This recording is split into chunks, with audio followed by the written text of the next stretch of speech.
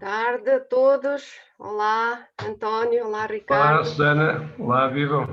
Boa tarde. Muito obrigada mais uma vez. Nada, com muito gosto. Ricardo, quando quiserem, a equipa desta sessão, podemos começar. Dou-vos a palavra e, a partir de agora, coordenam a mesa e depois o orador convidado que já está cá também. Obrigada a todos. Sim, boa tarde. Eu não sei se a Susana Neto quer fazer um bocadinho de enquadramento desta sessão, no âmbito dos webinars que têm vindo a ser realizados. Está bem, pode ser muito curto. Portanto, nós já tivemos uma sessão especial na segunda-feira e eu vou apenas dizer que neste congresso nós quisemos envolver as nossas estruturas regionais também e aliás, por termos uma situação complicada com a pandemia, também antecipámos, começámos o ano passado a fazer a discussão dos grandes temas do congresso. E, portanto, realizámos 3 sessões online entre setembro e final de janeiro, fevereiro deste ano. Ora, a primeira sessão foi feita na região norte, com o Núcleo Regional do Norte, e a segunda sessão foi feita na região centro, com a coordenação do Núcleo Regional do Centro, em colaboração com a Comissão Diretiva. E, portanto, é nessa sequência desta sessão online, cujo relato e enfim, todas as apresentações que foram feitas está disponível no nosso site, como sabem, e que pode ser vista em qualquer altura. Na sequência dessa sessão, nós organizamos também no Congresso 3 sessões especiais com a presença dos núcleos regionais que presidem esta sessão e que convidaram também oradores para falar no contexto regionalizado, digamos assim, dos problemas que tinham a ver com os 3 grandes temas transversais. E neste caso com as vulnerabilidades do território, algumas questões que foram abordadas na sessão online e que provavelmente o Ricardo ou a Cláudia poderão também referir, e convidaram então o professor Carmona Rodrigues para falar também no contexto da região centro sobre aspectos que se prendem com esta temática das vulnerabilidades territoriais e daquilo que podem ser, enfim, ações de minimização e adaptação. E, nesse sentido, penso que agora o palco é seu, Ricardo. Diga o que entender. Obrigada pela colaboração muito interessante que tem havido com os núcleos regionais e muito obrigada mais uma vez ao nosso orador convidado e obrigada aos participantes por estarem aqui conosco nesta sessão. Obrigada. Obrigado, Susana, por essa introdução na sessão. Em primeiro lugar, gostaria de agradecer aqui ao professor António Carmona Rodrigues por ter aceito participar neste painel para falar um bocadinho sobre as vulnerabilidades naturais antropogénicas dos territórios, com enfoque na região centro. Antes de passar a palavra ao professor, fazer apenas um enquadramento do que foram os temas abordados no webinar que teve lugar no dia 11 de novembro de 2020. Estão aqui também presentes a minha colega Cláudia Brandão e o Luís David, que, se assim entenderem, também poderão depois intervir. Mas, ao fim e ao cabo, nós nesse webinar convidámos 4 técnicos de alguma forma dinamizar o debate em torno desta temática. O primeiro orador foi o engenheiro José Magalhães Crespo, da Delegação de Aveiro, da Direção Regional da Agricultura e Pesca do Centro, que falou sobre o projeto de execução do Sistema Primário de Defesa do Baixo Buga Lagunar, a zona da Ria de Aveiro, projeto esse que irá contribuir para auxiliar a manutenção do equilíbrio do sistema natural do Baixo Buga Lagunar. Como principais vulnerabilidades identificadas, referiu a questão da entrada de água salina e as inundações resultantes das cheias do Rio Voga.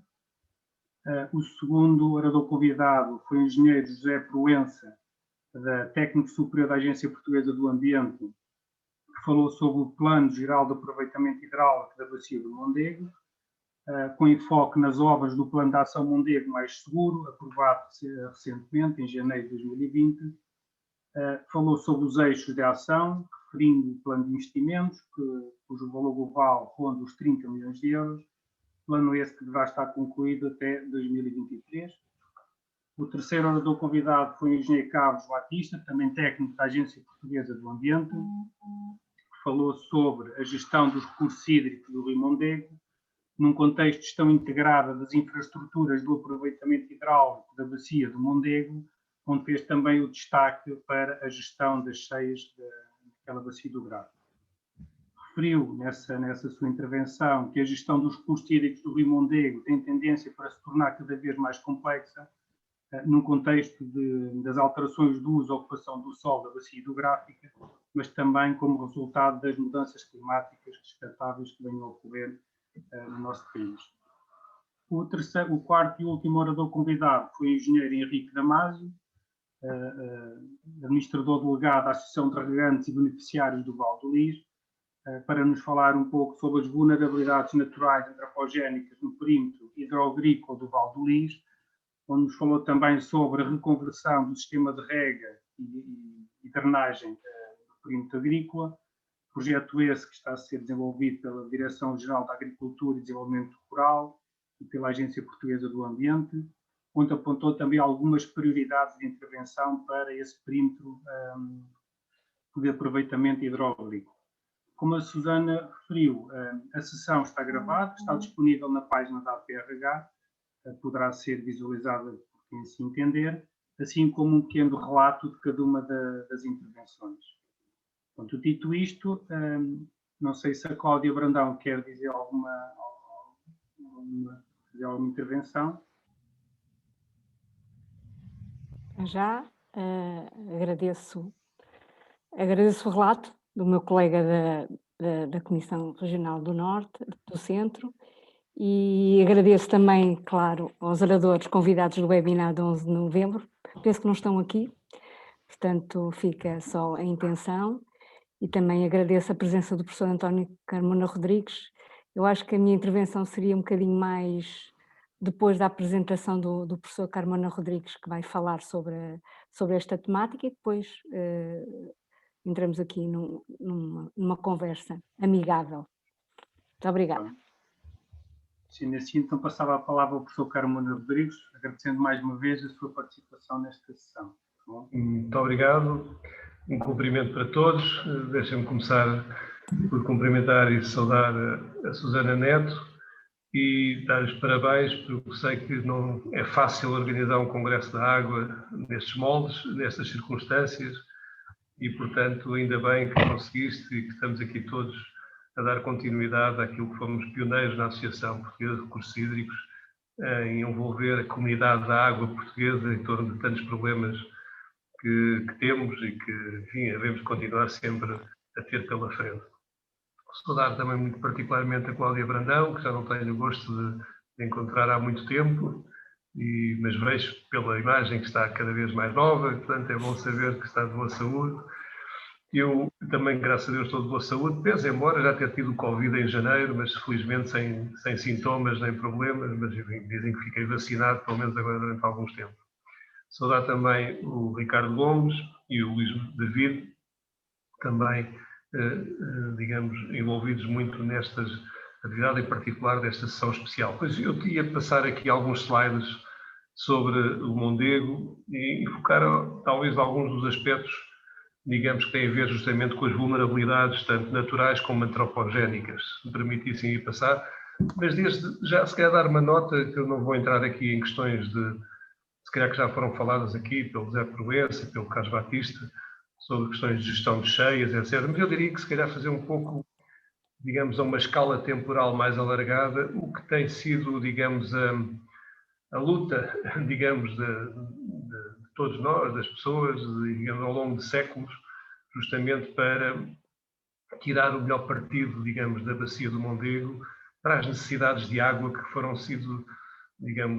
existiram ao longo dos anos, muitos anos, e as condições justamente naturais, mas também especialmente antropogénicas, que estiveram na base também de muitas iniciativas, muitos estudos, muitos projetos, no sentido de, enfim, de termos um uso, digamos, tão sustentável quanto possível, digamos, da água na bacia do Rio Mondego, que é um rio, como sabem, tem uma particularidade de ser uma bacia grande, totalmente portuguesa. Portanto, desse ponto de vista, é ideal, digamos, porque congrega também todo um conjunto de necessidades, desde o abastecimento de água, desde a disponibilidade de água para fins agrícolas, desde o controle de cheias, desde a produção de energia elétrica, enfim, há todo um conjunto de circunstâncias. Mas se permite, então, ia passar aqui brevemente alguns slides.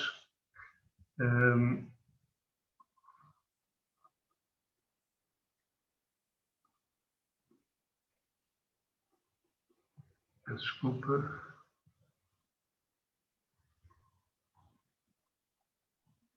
Não, está aqui. Pronto, e falei um pouco sobre relembrar um pouco, enfim, os 40 anos que já fizeram 40 anos, praticamente desde o início deste aproveitamento de fins múltiplos do mundo.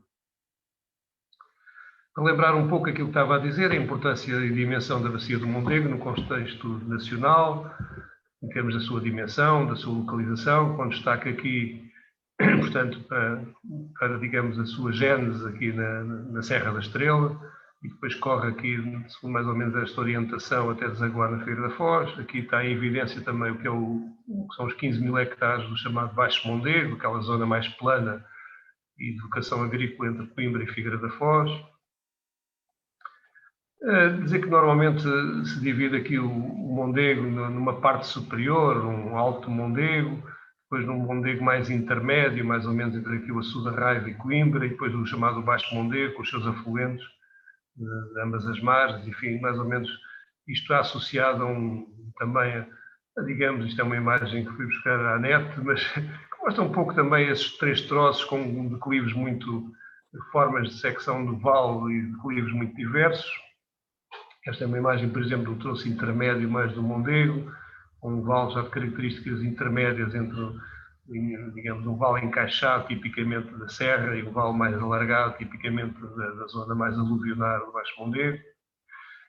Dar aqui também alguns desenhos, digamos, sobre aquilo que foram os traçados e os documentos e estudos que foram feitos, digamos, de tentativa de disciplinar um pouco aquilo que, a partir de uma certa altura, se começou a perceber que era um pouco uma natureza um pouco errante, digamos, do traçado do rio, especialmente quando vem dessa zona superior da bacia alta e da bacia intermédia do Mondego para a zona baixa, para o Baixo Mondego, com declives já mais fracos, digamos, com vários sistemas de valas e de troços, digamos, mais ou menos, enfim, variavam-se muitas vezes depois das cheias e, portanto, houve aqui, digamos, aqui Montemor, aqui Coimbra, enfim, e houve vários traçados, aqui a chamada Vala do Norte ou Vala Real, depois aqui também já estava tracejado, foram ideias ou projetos de tentativa, mas estão a ver que, digamos, às tantas havia aqui um conjunto algo complexo, mas também sempre muito dinâmico, digamos, de variação dos traçados das várias linhas de água ou de valas que iam sendo construídos. E isto, para mim, tem, na sua gênese, digamos, mais próxima, digamos, dos últimos, talvez, 300 ou 400 anos, no meu entender, tem uma origem muito própria e será mais antropogénica do que propriamente natural, que tem a ver, quanto a mim, com uma reforma agrária, por assim dizer, que se começou a dar no Mondego, na bacia do Mondego, por volta do século XVII, em que basicamente teve a ver com o uso do solo. Ou seja, até o século XVII, mais ou menos, o solo era tipicamente ocupado por floresta, e depois com essa reforma agrária em que se começa a reconverter gradualmente, mas depois de uma forma muito expressiva, essa floresta para um uso de pomares especialmente de vinha ou de outro tipo de frutos, em que há uma substituição da floresta por, digamos, por pomares. Essa substituição veio-se mostrar, ou veio pôr à evidência, a grande vulnerabilidade digamos, da bacia do Mondego à erosão. E, portanto, digamos, se até aí havia como que, normalmente, num rio natural ou pouco artificializado, há um certo equilíbrio que se chama hidromorfológico, portanto, alguma condição de equilíbrio, ainda que variável no tempo, mas à volta de um equilíbrio entre os caudais líquidos e os caudais sólidos, em que o perfil do rio tem mais ou menos um perfil de equilíbrio, em torno deste equilíbrio, entre caudais líquidos e caudais sólidos. De alguma forma isto foi desequilibrado. Aliás, há também várias referências a isto e várias ordenanças do reino. Vamos dizer, esta acho interessante, que já no século XIX, o Almeida Garrett, no Frei Luís de Sousa, tem esta passagem muito curiosa que, enfim, chega a cobiça a multidão e necessidade dos homens a não deixar palmo de terra que não rompa. Em tempos muito antigos eram invioláveis as costas e ladeiras que caíam sobre os rios com medo do que hoje se padece. Faz perder os campos, muito largos e proveitosos, o querer aproveitar montes pela maior parte estéreis ou pouco frutíferos. Acham as invernadas a terra batida, levam-na ao baixo e ficam despidos os altos até descobrirem os ossos, que são as lajes e penerias do centro, e ficam assim os campos perdidos e não dão proveito. Bom, eu acho que esta, de facto, é uma mudança muito significativa na bacia do Mondego, que levou alguns anos, mas que levou essencialmente, digamos, por exemplo, ainda vemos aqui uma imagem, sei lá, em que de um dos lados deste vale ainda vemos uma cobertura florestal e deste lado já uma cobertura de vinha, infelizmente também posta segundo as linhas de maior declive.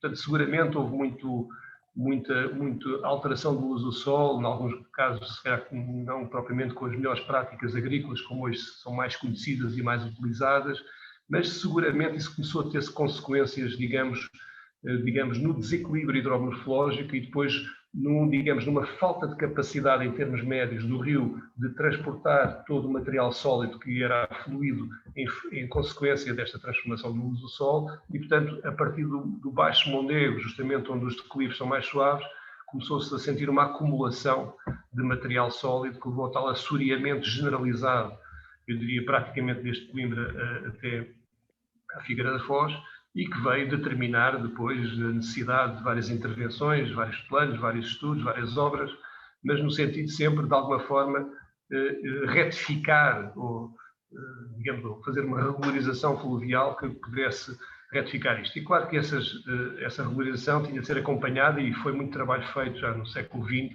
de correção torrencial também, justamente para controlar um pouco os volumes de material sólido que depois da erosão seriam arrastados para as linhas de água. Hoje temos outro tipo de problema e há alguns estudos que indiciam isso, e esta imagem aqui da direita é nesse sentido, é a devastação dos fogos florestais. A devastação dos fogos florestais que põe a nu, digamos, muitas áreas de terreno que ficam mais vulneráveis depois justamente à erosão e ao arrastamento de material sólido para as linhas de água. Para além, obviamente, de um arrastamento de grandes quantidades de troncos e às vezes até quase de árvores inteiras, que aliás se fizeram sentir nas cheias de há um ano, a quantidade, digamos, inusitada de material linhoso, de troncos e até de árvores, que foram arrastadas e que, enfim, também se acumularam em algumas pontes, ou nos pilares de algumas pontes. E, portanto, temos aqui fatores nitidamente, eu diria, eu não sei se podem chamar os fogos florestais causas naturais ou antropogénicas, mas, ao que parece, está identificado como, em 90% dos casos, serão mais de origem criminosa e não propriamente de origem natural, desses fogos.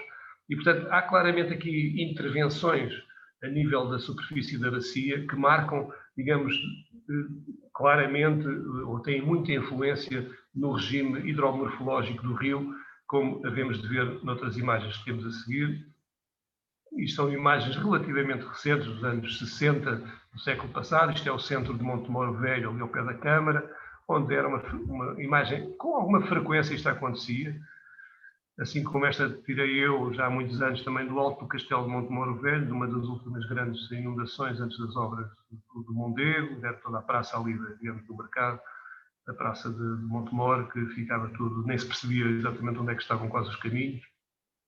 Bom, depois há a primeira, talvez, grande preocupação para a regularização, ou retificação, ou combate a este desequilíbrio hidromorfológico vem no tempo de Dona Maria, em que havia um padre jesuíta, Estevão Cabral, que aliás dá nome a uma rua da cidade de Coimbra, e muito justamente, e tem na Academia das Ciências, há várias publicações dele. Ele viveu muito tempo em Itália e fez vários estudos na altura, como outros italianos na altura, sobre as questões do aproveitamento da água, da hidráulica, da hidrologia, etc. Mas é justamente Dona Maria que, conhecendo os trabalhos que ele estava a fazer, o resolve chamá-lo e nomeia para o estudo do Mondego em 1790. E o Estevão Cabral faz vários estudos e, tanto em finais deste século XVIII, projetou e fez construir o chamado Leito Novo, o novo leito, o chamado Rio Novo, que era praticamente uma linha reta, que ainda hoje existe, desde o São Paulo praticamente até ali à zona de Formosão. Tentou ainda fazer mais, mas ficou ali na zona de Formosão. Era uma obra que no seu total previa uma extensão de 36 km. Foi uma obra notável para a época, porque era feita não propriamente com as maquinarias que hoje a engenharia dispõe, mas que era com enxadas, com picaretas e com pás, portanto, com transporte de material em carrinho de mão, em carroças de tração animal. Diria que possivelmente uma das maiores obras de engenharia feita em Portugal no século XVIII, seguramente. A obra deste Rio Novo veio provocar, por sua vez, a ideia do Estevão Cabral era canalizar o rio de forma a ter um caminho mais curto, por assim dizer, em relação ao mar e, portanto, fazer, digamos, aumentar a capacidade de vazão, aumentando um pouco até o declive do rio, minimizando o seu desenvolvimento em traçado e, portanto, de alguma forma ajudar a limpar, digamos, aquele material sólido que estava a assorear o rio para levá-lo para o mar. Bom, isso funcionou durante pouco tempo, mas depois, obviamente, não foi uma solução muito duradoura e que, de alguma forma, depois veio agravar as condições justamente de equilíbrio hidromorfológico. Mas foi uma obra notável. Há aqui, digamos, esses estudos do Estevão Cabral estão documentados e, portanto, há aqui esta nota justamente sobre os danos do Mondego no campo de Coimbra e seu remédio. Portanto, é uma memória descritiva, digamos, das obras que ele propôs à corte e foram feitas até há pouco tempo, e ainda hoje, em alguns pontos deste rio, que hoje não é o Rio Novo, mas é o Rio Velho, digamos, o abandonado, ainda existem algumas fixações dos taludes feitas nessa época, com material que hoje, curiosamente, à luz das novas renovações ou reabilitações hidráulicas, se fazem utilizando material lenhoso e material natural para fixação de margens contra a erosão. Este é um desses traçados, vê-se aqui mais ou menos esse traçado aqui atracejado, vinha justamente aqui uma tentativa de evitar um pouco estes traçados algo meandrizantes, ou, digamos, alteravam muito a seguir às cheias, as valas e os rios passavam de um traçado para o outro, e havia aqui o tal projeto do Alvéolo Novo, digamos, de alguma forma era privilegiar um traçado mais retilíneo possível, digamos, até vinha lá de cima e vinha por aqui à direita, até, digamos, aqui a Figueira da Foz era diferente, era mais difícil, que há aqui a chamada curva de Lares, mas pronto, de alguma forma era facilitar, do ponto de vista do Padre Estevão Cabral, o encaminhamento das águas e com isso a capacidade de arrastar material sólido para o mar. Estas são outras publicações, várias que o Padre Estevão Cabral, previamente a vir para Portugal, tinha feito. Curiosamente, esta está disponível. Eu tive o gosto de folhear, digamos, num ginásio, que é a biblioteca, digamos, do Arquivo Histórico da Universidade de Bolonha.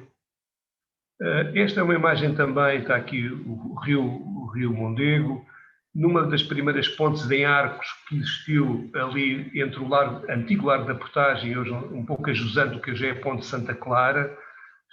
Sabem que houve duas pontes de arcos, uma em cima da outra, porque esta depois foi assoreando, à medida que o rio ia assoreando, esta foi abandonada, foi feita uma outra, mas tudo isto, digamos, uma grande parte do que se vê aqui hoje está soterrado, há uma Coimbra desconhecida que está debaixo de terra. Aliás, no Museu Machado de Castro, em Coimbra, isso está muito bem documentado e alguma coisa foi feita recentemente, justamente pelo próprio, quando foram feitas as obras de saneamento em Coimbra, descobriram-se os vestígios do antigo Largo da Portagem, nomeadamente os vestígios da Torre da Portagem, etc. E, portanto, esta é uma imagem, mais recentemente, já no século XX, por exemplo, em 1948, ainda se vê esta ponte antiga aqui, que depois também foi substituída, o rio, enfim, com muito pouca capacidade de vazão. o rio praticamente, digamos, começava a descarregar na zona do Choupal, para os valeiros do Choupal, para caudais relativamente baixos, da ordem dos 200 metros cúbicos por segundo. Esta ainda era, no século passado, uma imagem que várias vezes ocorreu, que era na Baixa de Coimbra, digamos, as ruas inundadas e as pessoas a deslocarem-se nestas caves que havia aqui do piso térreo das casas. Muitas vezes havia pequenas embarcações que eram utilizadas nestes momentos em que havia, digamos, uma transformação quase das ruas da Baixa em pequenos canais navegáveis. Bom, portanto, chegamos aos anos 60 e a situação, digamos, nos anos 60 do século XX era um pouco assim.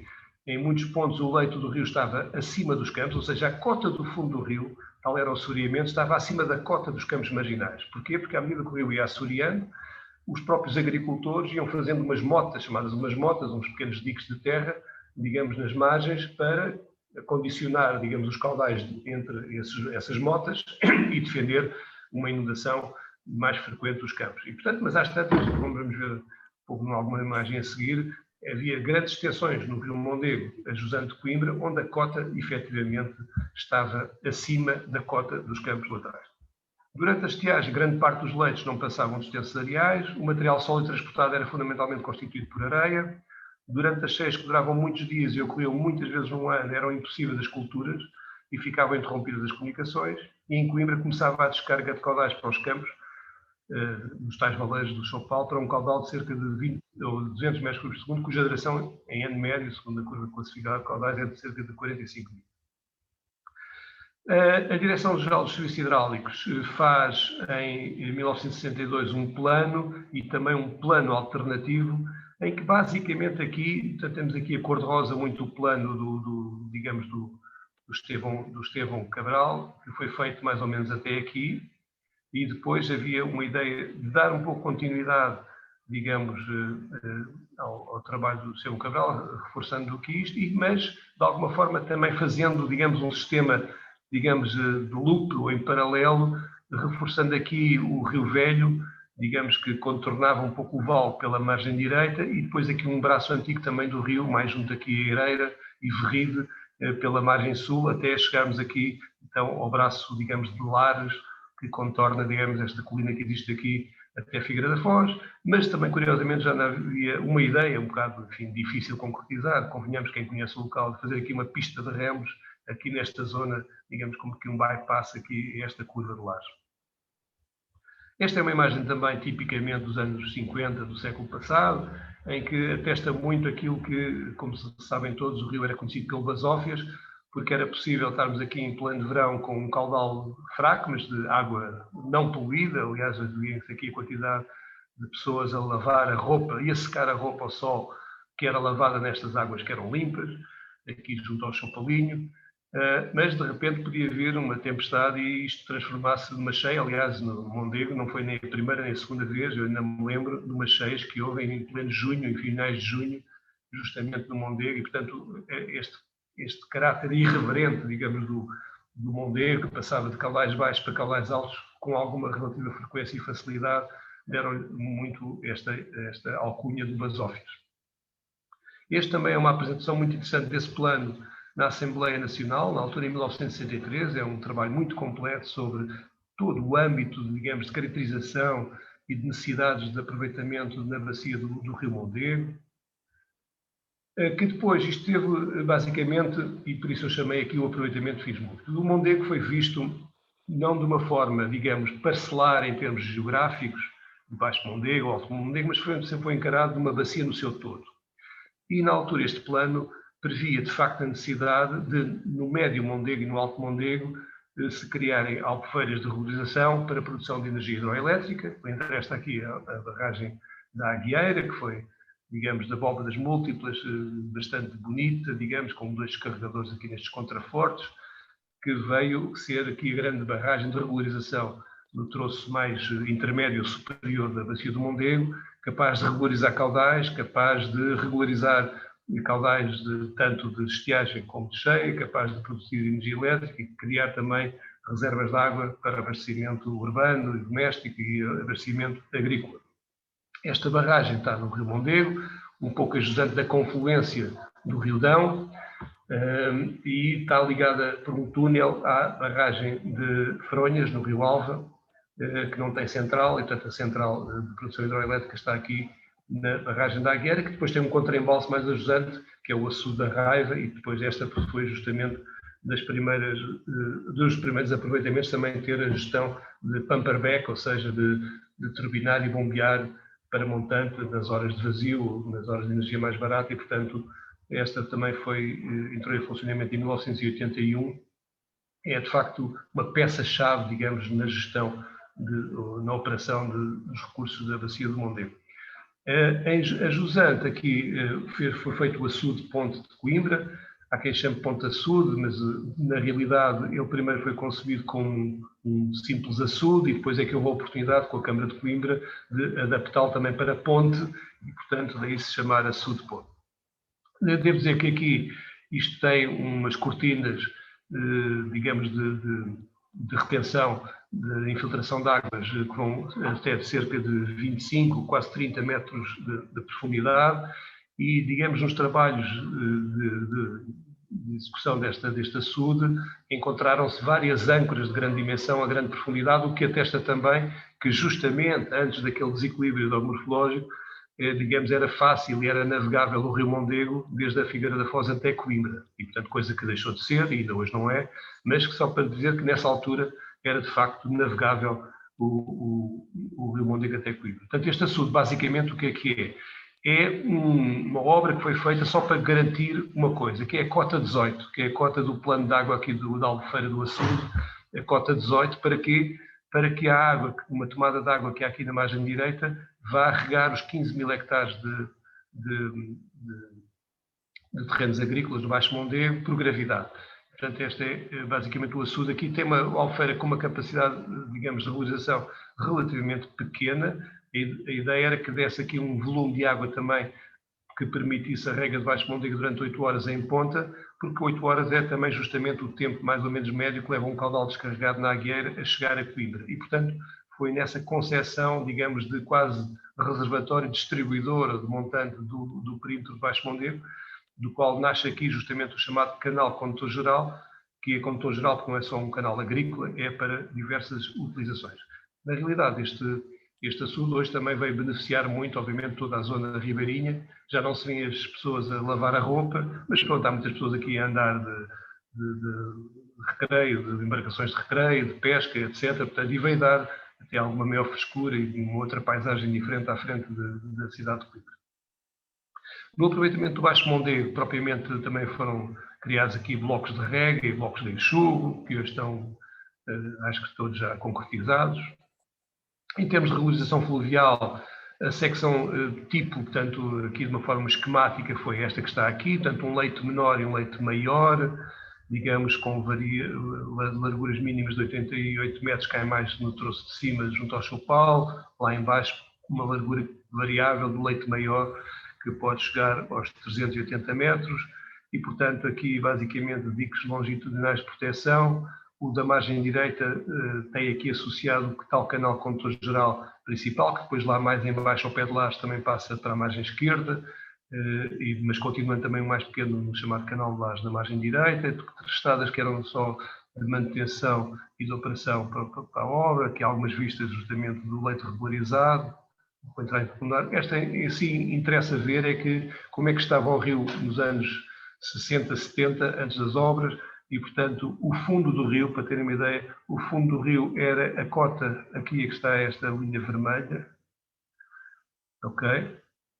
E o terreno marginal, muitas vezes estava aqui esta cota inferior à cota do fundo do rio. Havia pequenas motas, não podiam ser necessariamente grandes, mas é fácil perceber que, digamos, a capacidade de vazão era muito diminuta.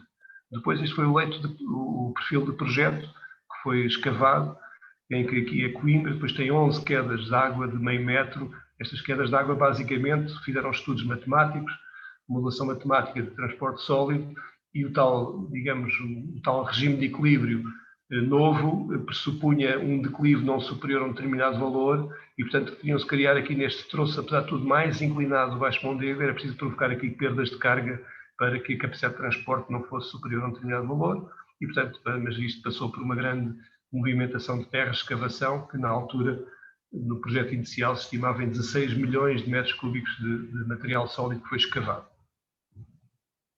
Isto é uma imagem também dessa altura, do finais dos anos 70, das dragas, onde foram feitas várias dragas, e quem ganhou este projeto teve a feliz ideia de propor dragas para fazer esta obra, porque senão, se fosse com escavação mecânica tradicional, se calhar ainda hoje estávamos lá a fazer as obras, portanto, e com 4 dragas, de facto, foi possível fazer isto, até porque muito material que era utilizado aqui era utilizado depois no aterro hidráulico dos diques. Os diques foram feitos muito por aterro hidráulico, em muitas zonas o material escavado era propício às características do aterro dos diques. E, portanto, também estava previsto inicialmente um volume total de aterros de 11 milhões de metros cúbicos, contraponto com os 16 milhões de metros cúbicos de escavação. Aqui já há um aspecto, depois de uma fase mais avançada, em que obviamente houve lugar à colocação de enrocamentos de proteção. O maior enrocamento de proteção tem um diâmetro característico de 50 igual a 20 centímetros, que é relativamente pequeno, e as pessoas na altura diziam que a primeira cheia, esta pedra ia parar toda a Figueira da Foz. O que é facto é que nunca foi nenhuma pedra parar a Figueira da Foz. Isso tem muito a ver com a inclinação dos taludes e também com a colocação de filtros naturais por baixo destas camadas de enrocamento que garantiram sempre uma boa estabilidade. Aqui mais um detalhe da secção transversal, com essas inclinações dos taludes. O próprio leito menor tem lá em baixo mais uma inclinação de 1 para 3, depois sobe a inclinação de 1 para 2, tem uma golena, aqui um leito maior que é variável, tem um mínimo de 6 metros, depois o dique com um corramento de 5 metros, o tal canal condutor geral, enfim, estradas. Foram feitos estes porões, aqueles 11 estruturas de dissipação de energia foram estudadas em Milhões e no LUNEC. Para quê? Para estudar a melhor solução, tanto em termos de dimensão, digamos, de comprimento destes esporões, como o próprio ângulo dos esporões. Portanto, foram feitos na parte superior do Rio Mondego, portanto, entre o Choupal e Formoselha. Há 11 estruturas destas, que basicamente há aqui um desnível de 1 metro, depois tem aqui uma pequena bacia, depois recupera 1 metro, depois tem ali uma soleira terminal, portanto há aqui como que uma bacia, por assim dizer, quase de dissipação, mas que no fundo o que foi testado no LUNEC é que isto garantia, para uma gama de caudais mais frequente, a dissipação de energia de meio metro de energia hidráulica, que era aquilo que era necessário, digamos, reduzir, digamos, a capacidade de transporte do fluido. Aqui à direita vê-se o canal condutor geral, e aqui vai na margem direita. Este canal condutor geral foi feito por várias fases, não vou amassar aqui. A fase a primeira fase, que se chama aqui o terceiro troço, mas foi a primeira fase a ser construída, foi esta. E porquê? Porque, coincidentemente com estas obras, arrancaram ou foram adjudicadas em finais de 77, começaram em 78, mas houve uma coincidência de interesses. Porquê? Porque a Soporcel, na altura, hoje está no grupo Portcel, mas a Soporcel, que andava há uns anos à procura de um lugar para fazer uma grande fábrica de pasta de papel, soube deste aproveitamento e foi ter com os serviços hidráulicos na altura e viram que havia aqui a possibilidade de, através deste canal, poderem ter água suficiente, e era cerca de 2 metros cúbicos por segundo, só para a Soporcel, 2 metros cúbicos por segundo, precisam de água doce, não podem ter água nem saloura nem salgada, e portanto basicamente fez-se uma joint venture público-privada e resolveram avançar no tempo com o programa de construção deste canal, fazendo aqui, desde daqui onde estava para além do limite da intrusão da maré, uma captação de água, e fazendo o canal até aqui ao Alqueidão e depois até à fábrica deles, para terem aqui água boa em quantidade suficiente todo o ano. E, portanto, fizeram uma joint venture público-privada, pagaram acho que metade da obra na altura, mas foi, digamos, a possibilidade de se arrancar rapidamente com a construção do canal condutor geral. Portanto, este terceiro troço foi o primeiro a ser feito, efetivamente, e depois foi feito este troço aqui ao final do Choupal, e depois o troço do Choupal até à tomada de água do açude de Coimbra. Aqui é uma vista da tomada de água, aqui junto ao açude de Coimbra, que depois vai para a margem direita e contorna ao Choupal, e depois volta a encontrar o leito central mais atrás. Este sistema de adução do canal condutor geral estende-se ao longo de todo o Baixo Mondego, de Coimbra até a Figueira da Foz. É alimentado por caudais regularizados nas albufeiras das barragens da Agueira e de Fronhas em termos interanuais e na pequena albufeira do Assunto Ponte de Coimbra em termos diários. Aqui uma vista, digamos, do canal condutor geral. Isto é uma vista de Jusante Permontante, ele vai aqui na margem direita. Temos aqui hoje em dia os campos agrícolas e várias estruturas de controle de escoamento que também foram feitas para se fazer uma transição gradual entre a rega por gravidade e a rega por aspersão em parte dos 15 mil hectares. Na parte de baixo de Mondego é mais difícil, porque os solos estão mais, digamos, fruto dos vários anos de inundação com águas salgadas e salobras, estão mais salgados e, portanto, era possível fazer uma transformação gradual mais na parte de cima do vale para uma rega por expressão, e daí temos estas estruturas de controle mistas em que tem um descarregador e uma abertura era para instalar com portas motorizadas que ainda não estão. No total, este canal de condutor geral tem uma capacidade para rega de 21,7 metros cúbicos, para abastecimento industrial de 2,4 e abastecimento urbano de 0,7. Aqui está também grande parte do abastecimento de água hoje à Figueira da Fora. No fundo, a captação é para um caudal de 25 metros cúbicos por segundo máximo em Coimbra. Isto é uma vista também da foz da zona estuarina, digamos, do Mondego, cujo troço principal vai por ali. Este é o chamado braço sul desta ilha da Morraceira, onde no passado se fizeram havia muitas salinas, algumas das quais ao longo dos anos foram transformadas em aquacultura. Portanto, este é o braço sul, onde vai entrar um rio importante da margem esquerda, que é o Rio Pranto. Esta é uma vista na altura das obras, em que estava ainda a obra muito fresca, muito branca, digamos. Isto é a vista do montante, veio o tal traçado mais retilíneo quando do Estevão Cabral, vinha até aqui, justamente à zona de Formoselha, e depois aqui seguia o tal troço canalizado, sim, e totalmente retilíneo, e as obras fizeram um desvio aqui do troço principal do rio, de alguma forma, para ir ao encontro do traçado antigo do rio, antes das obras do troço Cabral, do Estevão Cabral, para aumentar de novo, digamos, o percurso do seu traçado e evitar este troço muito artificializado, muito canalizado em linha reta. Esta é uma figura, ainda durante a obra da estação de elevatória do Foz, que é uma estação muito importante, que no fundo todo este vale do Foz é como que um polder, é uma extensa zona à cota zero, e que tem uma saída gravítica a maior parte do ano, e só em situações excepcionais de cheia é que tem umas bombas para drenar tanto o rio antigo que vinha dar aqui, o troço retilíneo, que hoje serve de vala principal de drenagem, como o rio Foz, que também vem dar aqui, e portanto aqui é possível esgotar um pouco, pese embora nunca tivessem sido acabado, digamos, totalmente a instalação de grupos de bombagem, como os que estão aqui nesta estação elevatória. Para dizer que, entretanto, obviamente, também todo este conjunto do Baixo Mondego tem vindo a ter outras dimensões, para além daquelas que já referi, de abastecimento agrícola, para abastecimento industrial e abastecimento doméstico, como aproveitamento também de lazer e desporto, como é hoje esta pista fantástica, que, curiosamente, o facto do Estevão Cabral ter posto este troço do rio em troço retilíneo durante vários quilómetros, foi uma oportunidade que nem ele sabia, que devia ser única. Porquê? Porque uma pista de remo internacional tem de ter no mínimo 2 km em troço reto e, de facto, mesmo o Rio Douro, enfim, pese embora ter excelentes condições, não tem 2 km em linha reta, digamos, para esta atividade. E, portanto, isto tem um caudal sempre muito baixo, portanto, não tem correntes, portanto, é uma vala de drenagem que é alimentada por uma pequena entrada de água no dique ali em Santo Varão, e, portanto, tem largura suficiente, extensão suficiente, e hoje, de facto, traz atletas de remo de todo o mundo, que estão sempre aqui a estagiar neste centro de alto rendimento de Monte Moro Velho. Chama-se leito abandonado, porque este era o leito antigo do Rio Mondego, do Estevão Cabral, e hoje é uma vala principal de drenagem.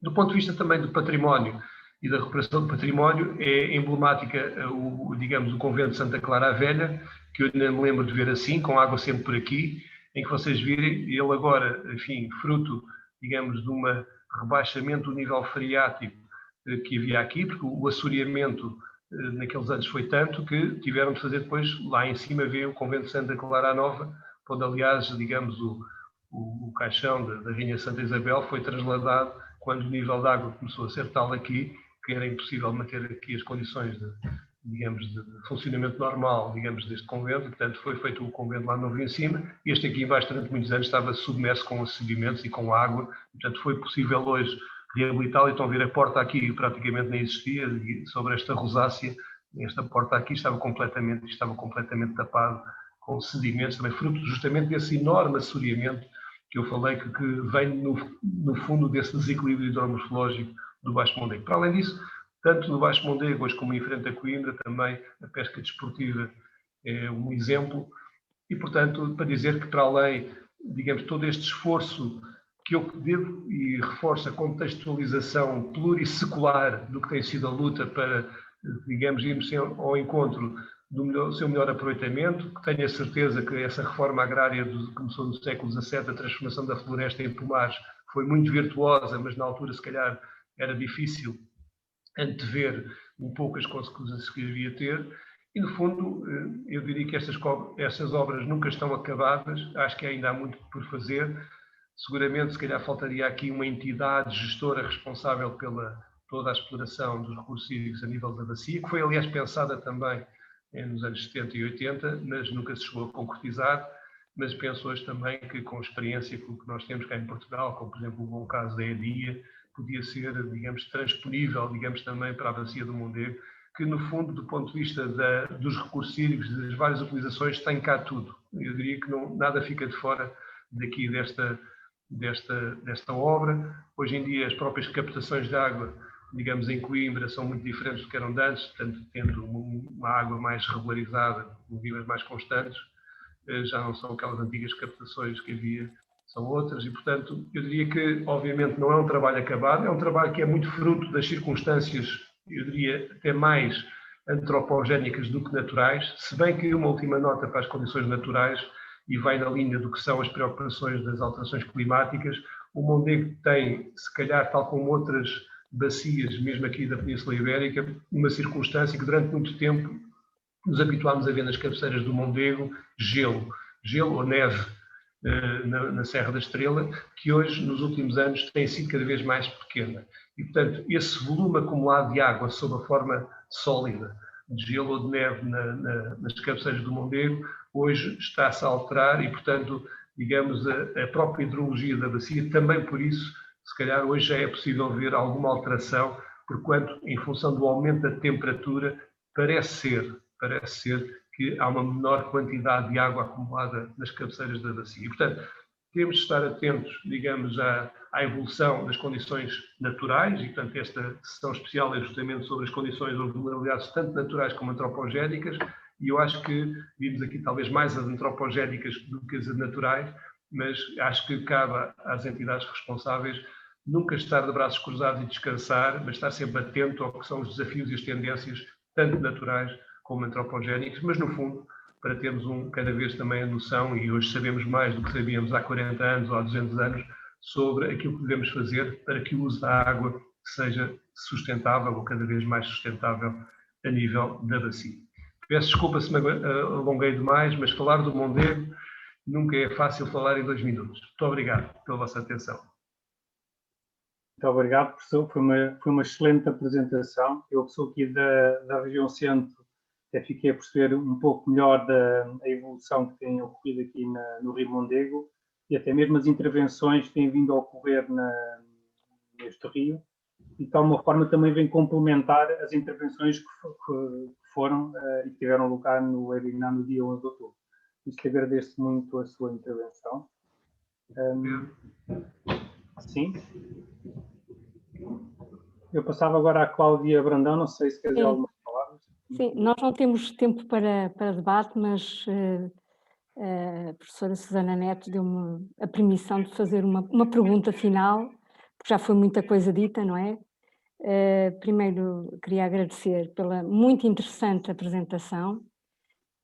Há sempre novidades sobre o mesmo território, não é? Nós estamos sempre a passar pelo território e às tantas não nos apercebemos da diversidade de coisas que podemos tirar desse território, mas as realidades que foram sendo alteradas ao longo dos anos, isto é, nós temos sempre o mesmo território, mas a realidade não tem sido a mesma.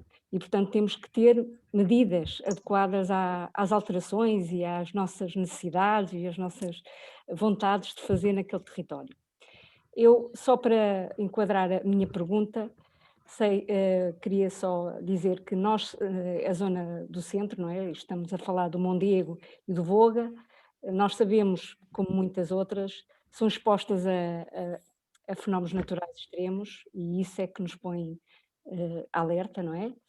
Falamos aqui nesta zona das inundações, precisamente, também da agitação marítima, que também é uma ameaça àquela zona, e também a escassez hídrica, que agora está muito em voga, mas aqui, apesar de parecer que tem muita disponibilidade, também existem alguns problemas de escassez hídrica. Depois temos também o território está exposto a outros fenómenos extremos, que não são extremos, mas tornam-se extremos, que têm a ver com a nossa ocupação do território. Nós estamos a ocupar território que se calhar não devíamos ocupar, que naturalmente são inundáveis, e também estamos a utilizar esses territórios para setores estratégicos, indústrias, a agricultura, por uso recreativo e desportivo, como foi aqui dito, e que também obriga a ter uma visão integradora da região. Portanto, muito mais do que antigamente, que se falava só da agricultura, praticamente, não é? Portanto, nós agora aqui temos outros setores que têm que ser interligados. E por isso, a comunidade científica da zona, técnica e científica, tem produzido inúmeras investigações e até apresentou neste Congresso da Água, já apresentou várias comunicações que têm a ver com, no fundo, as boas práticas, digamos assim, para que o território fique menos vulnerável, lá está, a fenómenos naturais e antropogénicos, porque isto já está um bocado misturado uma coisa com a outra, como o professor Carmona Rodrigues disse bem. Portanto, houve uma sessão técnica que falou um bocado da poupança da água, falou da poupança em termos, por exemplo, da cultura do arroz, portanto, que é uma cultura muito interessante nessa zona, mas que precisa de arranjar técnicas para continuar e ao mesmo tempo poupar. Também na sessão técnica, no 4, houve uma abordagem da tentativa de reduzir a fertilização das culturas, de forma a preservar tanto os recursos hídricos como os solos. Portanto, também é outro fator, outro aspecto que o território está muito sujeito à agricultura e, portanto, nós temos que ser mais inteligentes na maneira como nós a praticamos. E, por fim, na sessão 11, falou-se do uso eficiente da água, portanto, que também associado aos perímetros coletivos públicos. Todas estas questões são muito interessantes e têm aplicação nesta região. E, portanto, a pergunta é o seguinte, falei destes aspectos e tivemos aqui uma brilhante apresentação sobre o sistema de fins múltiplos do Mondego. E então a questão é fácil. Agora está muito na voga fazer análise SWOT a tudo e mais alguma coisa. E eu gostaria que, se fosse possível, e de uma forma sintética, o que é que o professor Carmona Rodrigues acha em termos de quais são os pontos fortes deste aproveitamento, como ele está, quais são as suas oportunidades, as suas fraquezas e as suas ameaças para a parte da vulnerabilidade do território. Portanto, são 4. No fundo, eu só estou a pedir 4 coisas. O ponto forte, o ponto fraco, da fraqueza, ameaças e oportunidades. É só para nós terminarmos aqui a nossa sessão. Bom, Obrigada. Como se costuma dizer, não há perguntas difíceis, há respostas difíceis, não é? Vamos lá ver. Eu acho que o potencial é grande, ou seja, é uma bacia. Alguém dizia que há uns anos que esta bacia de Mondego é um laboratório de hidráulica completo, tem tudo. E, portanto, eu acho que há potencial de grande aproveitamento de várias atividades, digamos, para além do abastecimento de água às populações, mas de várias atividades económicas, seja a floresta, seja a agricultura, seja, enfim, a indústria, seja a produção de energia, etc. O potencial, vamos lá ver, nós temos hoje já, digamos, a bacia bastante infraestruturada, digamos, a bacia está bastante infraestruturada. Poderá haver mais uma barragem ou outra que estava prevista, lá a montante da Agueira, ou outra, ou eventualmente no Rio Ceira, não sei. Mas eu diria que, no essencial, digamos, a bacia está infraestruturada. Infraestrutura pressupõe uma coisa, que é manutenção e conservação. E, portanto, o primeiro slide mostrava que passam mais ou menos 40 anos desde o início deste aproveitamento, ou das obras deste aproveitamento integrado, e, como nós sabemos, muitas vezes o problema tem sido, não só nesta, mas em geral, ou seja, no que for, é sempre a capacidade de se arranjar, digamos, uma manutenção e uma observação, digamos, consentânea, digamos, com, enfim, um bom desempenho das infraestruturas. Acho que isso é um desafio, arranjar forma de garantir, digamos, essa manutenção capaz.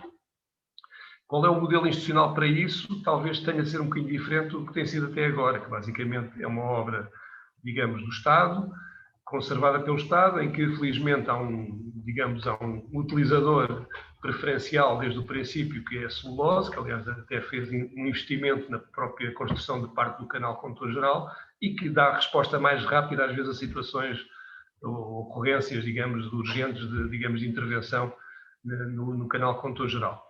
No caso da montante tem sido mais a EDP, que é, digamos, quem explora, digamos, as barragens, e, portanto, desse ponto de vista, deve haver, se calhar, mecanismos para, digamos, enfim, na parte que toca, pelo menos, ao Estado, digamos, estar mais atento. Depois, há aqui também, vamos lá ver, falou-se aqui no arroz. Eu costumo dizer, o arroz é uma consequência de toda esta história do Mondego, porque, como sabemos, em termos de latitude, o Baixo Mondego já está nos limites das latitudes em que o arroz é rentável. Ele só se faz ainda em grandes quantidades na parte de baixo do Baixo Mondego, devido ainda, digamos, os solos não permitirem, se calhar, outro tipo de coisa. Agora, também aqui, pronto, já se fala que no Oriente já há uma variedade, uma mutação genética do arroz que é mais imune, digamos, a essas coisas. Eu acho que, digamos, o arroz, por um lado, estando, digamos, já uma zona um bocado limite em termos climatéricos de sua produção, se calhar podia-se melhor aproveitar esses terrenos para culturas mais úteis, chamemos assim, ou mais rentáveis, do ponto de vista do interesse nacional e depois do interesse regional. Eu acho que há aqui também, digamos, uma fraqueza, que é o seguinte, tem havido uma fraqueza, porquê? Porque eu acho que neste laboratório tão grande que é a Bacia de Mondego, era muito importante haver mais monitorização, mais investigação, porque há aqui um potencial enorme de conhecimento. Há aqui um potencial enorme de conhecimento e que se devia, uma parte dele, de facto, ser aproveitado, digamos, para melhor conhecer todas as questões de piscícolas, todas as questões, digamos, digamos, de tudo que é mais a componente ambiental à volta, digamos, dos eixos fluviais principais. Eu acho que há aqui, digamos, um conhecimento grande. Aliás, como se viu ao longo dos anos, quando foi feito o açude de ponte, digamos, foi feita uma escada de peixe que depois não funcionou bem, e, portanto, houve depois um trabalho de investigação e que permitiu, digamos, retificar aquilo que não estava bem. Há aqui coisas também que podem ser retificadas. Estou a falar, por exemplo, se calhar o José Provenço e o Carlos Batista já falaram nas estruturas de inundação controlada dos campos. Tem de ser visto. Isto foi numa altura em que muitos períodos de retorno que se usavam eram de 25 ou 100 anos. Pronto, era uma perspectiva que era usada na altura. Hoje tem havido uma tendência, até atendendo, digamos, um pouco à modificação que as alterações climáticas sugerem, de repensar um pouco, digamos, nos dimensionamentos e na forma de gestão das inundações. Eu diria que se do ponto de vista infraestrutural, eu diria que estamos bastante complexos, no ponto de vista da gestão, há razões para se revisitar e reformular alguns aspectos da gestão. Mas eu acho que para isso era fundamental não perdermos de vista que este laboratório imenso que é a Bacia de Mondego devia ter, digamos, se calhar, verbas necessárias. Eu não estou só a falar da APA ou do Estado, de toda uma entidade que fosse gestora desta bacia para investir, digamos, no conhecimento, naquilo que ao longo, por exemplo, destes 40 anos, eu hoje, por exemplo, é capaz de ninguém saber. Portanto, se nós baseamos muito este trabalho numa retoma do equilíbrio hidromorfológico, hoje ninguém sabe qual é o caudal, digamos, sólido do Rio Mondego. Não se fazem estudos sistemáticos. Vocês sabem bem que para observar o regime morfológico do rio não basta ir lá fazer uma campanha esporádica, tem de haver uma regular observação, etc. Portanto, eu diria que há aqui um potencial grande de melhoria, de aperfeiçoamento, que tem sido feito de alguma forma em muitas áreas, mas eu acho que é um esforço permanente para ser continuado. Muito obrigada, António. Eu lamento mesmo que nós tenhamos que terminar a sessão e imagino que haveria muitas questões e muito espaço para debate, mas de facto a nossa ideia aqui era ter uma conferência e pode acontecer que haja da parte dos participantes depois algum interesse até em continuarem esta reflexão e esta discussão. Eu agradeço mais uma vez, sinceramente, em nome da Comissão Organizadora, a tua disponibilidade para fazer esta excelente apresentação e visita guiada em que nos levaste ao Mondego. E ficam aqui algumas notas, certamente, para posterior debate. Agradeço mais uma vez também à Cláudia, ao Ricardo e ao Luís, a organização da sessão especial e o levar-nos aqui a pensar nas questões regionalizadas, contextualizando os problemas na região centro. Obrigada a todos. Nós vamos passar já de seguida nesta mesma sala a apresentação de um projeto da APRH, que está no programa. Temos aqui, enfim, já 10 minutos, 15 minutos de atraso, mas vamos recuperar. E depois a seguir teremos os relatos das sessões técnicas que tiveram lugar ontem. E finalmente vamos ter também uma sessão de entrega de prémios, também com os 3 núcleos regionais e com a presença especial da Câmara Municipal da Marinha Grande. António, se tiveres disponibilidade, imagino que estejas agora também a começar outra Tenho aula. uma aula agora, vou ter uma aula agora. No meio das duas, mas agradecemos muito, está mesmo na hora também da aula, agradecemos muitíssimo e com muita amizade esta presença aqui, e esta sessão é gravada, tudo isto ficará disponível, portanto todas as outras sessões também, e teremos todo o gosto em te enviar o vídeo de hoje, mas vão ficar todos disponíveis na nossa página. Mais uma vez, obrigada a todos por esta interessantíssima Parabéns sessão a todos também em que navegámos no Mondego. Deus obrigado. obrigado. Obrigado. Deus, Ricardo, Deus, Cláudia. Um abraço.